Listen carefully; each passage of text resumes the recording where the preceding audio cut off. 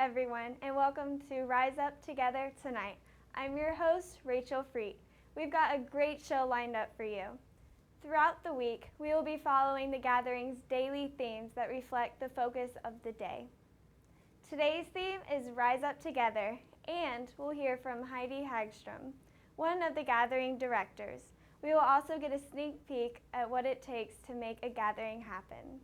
Also joining us are special guests David Scherer, also known as Agape, and Paul Anlin, who talked to us about their role in the gathering. Keep watching Rise Up Together tonight. Hey, Pastor Obvious here. We're glad you're in Detroit. Welcome to the 2015 ELCA Youth Gathering in the city of Detroit. And we're going to have some great videos to teach you about having the best possible youth gathering. Stay tuned. On the days of the gathering, all participants and leaders will rotate through a variety of activities and will be inspired to grow in their faith. These include Proclaim Community, Proclaim Justice, and Proclaim Story. During Proclaim Justice, they will engage in Detroit's unique story of hopefulness and see God through transformative experiences of collaboration. When the youth and adults go home, they will find themselves making changes in their own community and in the world in life-giving ways. Proclaim Community will be held at the Detroit Cobo Center each day from 9 a.m. to 5 p.m. The Cobo Center will serve as a holy playground, a space for everyone to engage in the life and breath of the church and the community of God. Activities will include a high rope course, hair donation, sports, yoga, a mini golf course, and much more. During Proclaim Story, groups gather with their synod to explore God's story as well as their own. They will worship together as they listen to and proclaim the story that Jesus is good news. Here are some highlights from Mile and Dale that occurred earlier this week.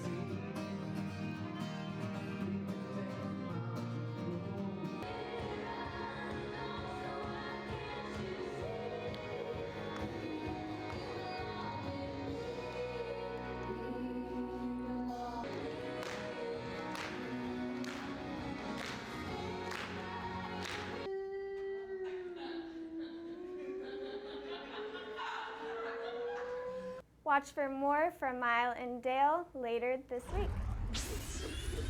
Our Rise Up Together Tonight reporter Nicole Lyons interviewed Heidi Hagstrom, ELCA Youth Gathering Director. This is Heidi's 6th and final youth gathering. Thank you, Rachel. I'm here with Heidi Hagstrom, ELCA Youth Gathering Director. Thank you so much for joining us. Thank you. Now, how many youth gatherings have you led as a director? I started after the 1997 youth gathering as the assistant director for the gathering, and then when Bill Keyes retired after 2006, I was offered the position of director, and so since 2009 I have been the director, so 9, 12, 15. And how have you seen the youth gathering kind of evolve through time? I think the biggest change happened to us, and I consider it a God-given change, in 2009 when we had already chosen New Orleans as a site, but then Hurricane Katrina had happened before that. And when we went back to the city to see if they were able to still host us in 2009, we clearly sensed that there was a mission for us there. So why Detroit? What was the decision behind Detroit? Well, there's a lot of decisions that go into where a gathering can be held. The first part that's important is that they have to have the essentials, which is housing. They have to have enough housing for the numbers of people that we have. And they have to have a stadium-like venue that will host, or that will fit up to 40,000 people. And then we have to have a very sizable convention center. Those are really, and if we need it, transportation.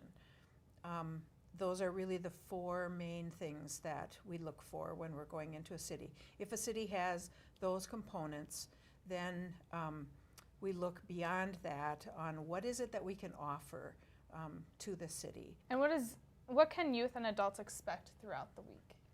Well, it's similar to past gatherings if they've had an experience of a gathering, in that we have 3 program days. The one day is called Proclaim Story, which is when they get together with their synods. And a lot of young people coming to the gathering don't really fully understand that they're part of a synod and a larger church-wide organization, and even the International Lutheran Communion. And so we hope that when they get together on that day, they learn, hey, there's other people pretty close to me geographically who are the same, who worship in the same way that I do, who have the same kind of values that I do. And so they'll be together with their synods, congregations from their synod that come on their Proclaim Story Day, and their bishops will be with them leading worship. And on that day in particular, they will look at their own life and the story of how God has been with them in their life and helping to shape the trajectory of their life, and then how are they going to pay attention more to how God is with them and move on to the future. That's one day. And then another day is their Justice Day, where they will be out in the community doing some of those having some of those service experiences that I talked about. And on the third day, they will be in the Cobo Center, which is the convention center, with all sorts of different interactive learning opportunities. And how have you seen that faith formation throughout your years as director? It is incredible. I wish I had a better memory or had started to keep a file, because the witness that we've gotten back from congregations that they took seriously, I can't remember which year it was, I think it might have been 2006, when we talked about, there was a phrase about changing the world. And there were a couple of congregations that wrote to us afterwards, well, we took you seriously, you told us to change the world, and this is what we're doing to try to make it happen. And they started soup kitchens, they have started like a secondhand store in the congregation, for their neighborhood. I can't think of others now, but there are several of those kinds of stories where the young people took seriously our invitation to go back home and to pay attention to your surroundings and to discern together by being in God's Word together and being in prayer together. You know, what is it that can be the specific witness that God has given us in this place? And then they've responded, and that's just beautiful. All right, such neat experiences. It's really cool. All right, final question. This one's kind of a fun one. Yeah. If you could be any animal, what would you be and why? Oh, this would be hard for me because, first of all, I'm an English Bulldog fanatic, and I haven't been able to have an English Bulldog for several years because of my travel schedule. It's just would be unfair to have to board them all the time. And so one of the first things I'm going to do when I get to my new place is I got to get another Bulldog. Oh. So I would want to be a Bulldog because I just think they're the most coolest animals in the world. But also cows. I love cows. And the next part of my journey in God's church will be as a pastor in a rural congregation. And one of the things I look forward to is being able to commune with the animals in the country. I'd love to have cows. Oh, wonderful. Thank you so much for your time and as your dedication to the youth gathering. Oh, thank you. It's just pure blessing. Back to you, Rachel. We'll have more Rise Up Together tonight after this. Hey, David Hunstead here. I'm the Chief Executive or Chief Creative Officer of Old Lutheran and lover of all things Lutheran. I'm here at the Old Lutheran Store, and we want you to be a part of our team this week. And by team, I mean you can eat at home, so spend your money in the Lutheran Store. We have all kinds of things. We got flaming headbands and sunglasses. If you can rock a snapback hat better than I can, you should get in here and buy your own. Because once you're in here, you know, you'll be able to go home, pass the peace. If somebody passes the peace with you, you'll be able to, and also with you. You know, I'm just telling you, the Old Lutheran Store is the place to be. If you think you're cool, you should see the stuff we have. We got inflatable bats and balls. We got fun. And if we don't want you to be a hater, we want you to love your enemies. And so we want you to get here to the Lutheran Store and shop with us, because I'm telling you what, we're open every day. We're open every day from 8:30 to 4 o'clock in the afternoon, 4:30 if we still have a crowd, 7 o'clock if you're here early, because we want you to spend your food money with us. And so anyway, it's a great place to shop. We got buttons, we've got jewelry, we've got a together ring that was made customized just for this gathering by my Uncle Bob. Hey, we think that this is the place to be, and we're not just tooting our own horn. Remember, that's the Old Lutheran Store, 8:30 to 4:30 every day. Stop on by and go home with some Lutheran swag. Pastor Obvious, I am really, really hungry, and I'm almost done with this. Can I please bring it into Ford Field? No, I'm sorry. No outside food or beverages are allowed inside Ford Field. Don't worry though, the concession stands will be open until 7:30, and you can buy food and beverages once you're inside Ford Field. Okay, so I have my water bottle. Great, we like water bottles. You'll need to dump it out outside first. But don't worry, there's plenty of places inside Ford Field for you to refill your bottle. Okay, thank you. You're welcome. Enjoy. Thank Wait, no outside food inside. Thanks, Pastor Obvious. Our Rise Up Together tonight reporter, Nicole Lyons, interviewed Reverend Paul Amlin, ELCA Program Director for the Youth Ministry. Thank you, Rachel. I'm here with the Reverend Paul Amlin, Program Director for Youth Ministry of the ELCA. Can you tell us a little bit about what you do for the ELCA?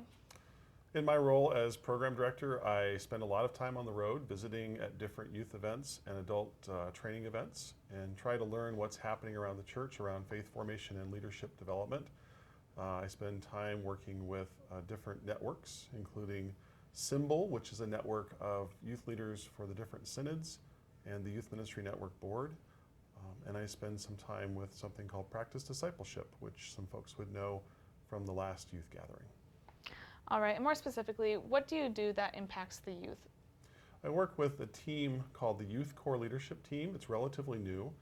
It's 12 young people who are selected by application, and they spend 2 years working with leadership development and faith formation, and they do planning for an event called the Youth Leadership Summit that happens every fall. All right, can you expand a little bit about what that team does besides the summit? We spend time interfacing with leaders in the church and talking about their role as leaders in the church where they are planted. So when they go back to their home synods or their home congregations, we want them to be able to take what they've learned and to put it into action, either by sharing with their peers or by working with their pastors or with their synod to find ways to bring that ministry to light, or to ways to advocate for the ministry that they feel passionate about. All right, you work closely with youth, and we're at a youth gathering. So what is your role in the youth gathering? I am really enjoying this one. This is my first youth gathering in my current role. Previously, I've served on different planning teams, and I've brought youth to the events. This one, I spent a lot of time in preparation with team leaders and working with two different teams, including the Proclaim Story team and the Proclaim Community team. I'm spending most of my time on site with the Proclaim Community team, but also going around and visiting with some different areas, trying to take it all in. It's a lot. I mean, I can't imagine as a participant trying to do all these different things, and it's so wonderful. And so it's a joy for me to be able to go out and see all the different things that have been planned for 3 years actually coming to fruition and happening, especially in a city like Detroit. That's wonderful. All right, I understand there are new grant opportunities for youth and young adults in the church. Can you tell us a little bit more about those? Sure, yeah. In fact, at the last church-wide assembly, the youth and young adult voting members identified a shortcoming in the finances for leadership development and faith formation for their age bracket. They brought it to the floor and amended the campaign for the ELCA by $4 million. An outcome of that is that we will be granting money for creative and new endeavors around leadership development and faith formation with youth and young adults, but that are also in partnership. So if there's an outdoor ministry site that wants to partner with a congregation or with a synod, or a congregation and a synod want to get together, they can apply for a grant and will be awarded a certain amount of money based on what their application process is and the amount of money that's available. They can then take that money and start a new program and find creative ways of investing in young people as leaders. And that's what we think is really important in the church. So what does this mean for youth leadership within the church? I hope that it means that we are being intentional about honoring the gifts that young people bring, and we are putting them in positions of leadership in the church. It's only when they're actually present and speaking their voice that we can really see the changes that we want to see, and that I believe that they want to see, but also the affirmations for the things that have been happening in the church. It's good to have full participation across all ages. All right, what's your vision for youth leadership within the church? I would love to see as many youth and young adult voting members as possible as delegates for the church-wide assembly. I would love to see youth as a position on most church councils if their constitutions allow it. I'd love for young people to be voting members of synod councils, to be in any position they can that affects the life of the church, but also says to them, your gifts are valued and you're very important for us. I think that's where we do our best work, is when we identify the gifts young people bring and then we ask them to share those gifts. How do youth go about making those transitions into more of a leadership role?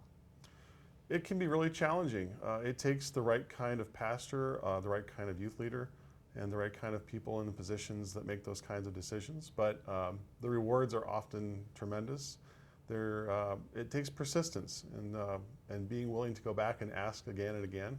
If a young person sees an opportunity and has a passion for an area of ministry, I absolutely think they should do everything they can to make that happen. All right, final question, kind of a more fun one. Okay. If you could be any animal, what would you be and why? Oh, I would be my cat. I have dogs too, but Yeah. my cat has a really good life. I'm a cat person, so Yeah? I understand Okay, that completely. okay. Yep. So my cat wakes me up in the morning and says it's time to eat. Feed the cat. Cat takes a nap. I go to work. I come home. Cat wakes up from the nap and says it's time to eat again. And then Eat, maybe sleep, repeat. and then maybe it's time to play for a little while, and then that's about it for the day. So it's a pretty good life, I suppose. Yep, cats generally do. Yep. All right, thank you so much for your time. You're welcome. Back to you, Rachel. We'll have more Rise Up Together tonight after this. We are the MCs for Rise Up Detroit Morning Show. I'm Matt Johnson. And I'm Betsy Morningstar. And we will be at the stage outside the Grand Ballroom Thursday, Friday, and Saturday morning from 8 a.m. to 10 a.m. We are providing numerous games and audience interactive pieces. The games, going out amongst your friends and peers and getting random things from them. So we're gonna be having a lot of fun. So we need as much participation as possible, as much of a crowd as possible, in order for you to be a part of the experience with us. Yeah, it's going to be really cool.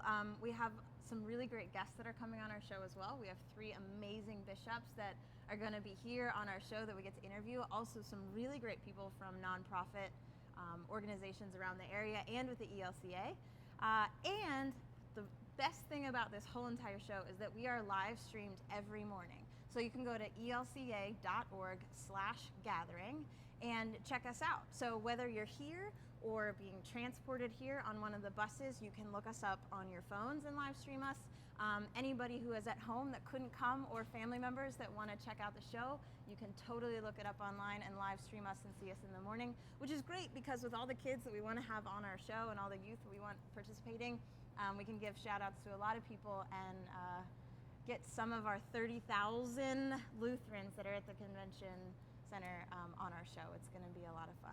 We also have our own little personal challenge. So we need as many people there as possible. We're gonna try and attempt to get all 50 states covered. Yes. This is a national gathering of the Lutheran Church. So I believe in 2012 I fell a little short of that 50 number. So I think our goal is to definitely hit 50. So please come out, please join us on stage. We look forward to seeing you there. Yeah, it's going to be a lot of fun. So 8 to 10 in the morning, we will see you there. We are Rise Up Detroit. If you have things you want to share with us, by the way, you can send us pictures or tweet information about what's happening in Detroit. Just do #GatheringShow and we'll find it, and we would love to share your information and your pictures on our show. Thanks, Betsy and Matt. As you all may know, there is a lip sync battle in Cobo near the Joe Louis statue. Rise Up Together Tonight challenges Rise Up Detroit to a lip sync battle. Can you handle it? Our Rise Up Together Tonight reporter, Nicole Lyons, interviewed David Scherer. David is also known as Agape and one of the musicians at the gathering. Thank you, Rachel. I'm here with David Scherer, also known as Agape, a featured musician here at the ELCA Youth Gathering. Thank you for joining us, David. Okay, this is not your first gathering. What's it like to be here in Detroit? Detroit is a special place. I grew up listening to gospel music, and so there's a special connection there with gospel music. But more importantly, just during this time, seeing all the young people as they're starting to gather, and the excitement, and just feeling all the love that's here and God's Spirit that's here, it's powerful. And I get emotional because the gathering is a really important thing for me and my family. My wife worked on one of the teams way back in the day. My father-in-law used to lead Bible studies here, so it's kind of a family affair, and it's an honor to be a part of it.